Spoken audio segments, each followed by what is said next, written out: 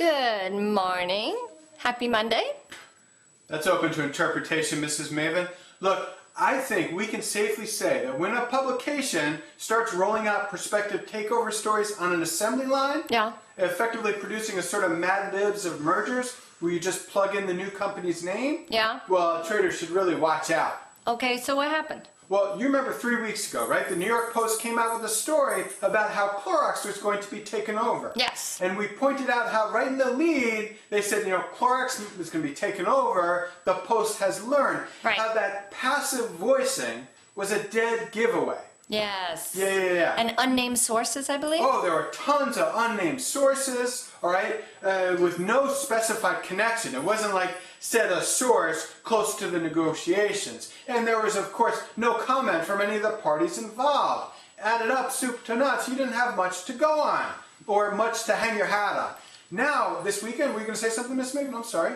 Yeah, are you going to talk about anything current? Oh, yeah, this weekend, Mrs. Maven, we had a reprisal of the same article. HP is going to be taken over by Oracle, the Post has learned. It's a template. The template, exactly, Miss Maven. Hey, maybe News Corp has finally figured out how newspapers can make money. Robo-writers. Yes, robo-writers, exactly. You just write on templates. We have the same thing. That same passive voicing in the lead, the same unnamed sources, unspecified sources. The closest we got to a specified source was someone who was called a banker in the space.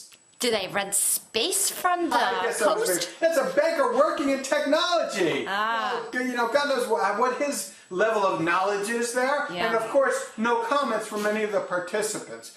When articles come out in the same template, you have to take them with a grain of salt, but especially when they share these characteristics. Any questions, Miss Maven, here? I think I was abundantly clear. In fact, I might add remarkably clear. I'm trying to think if I have a template for telling you I have no questions. Your templates usually just say, I disagree. Anyhow, viewers, if you disagree with me, and you won't, but if you do, feel free to email me at mark@ifusitjuststreet.com, and remember to come to HP. They just don't get it.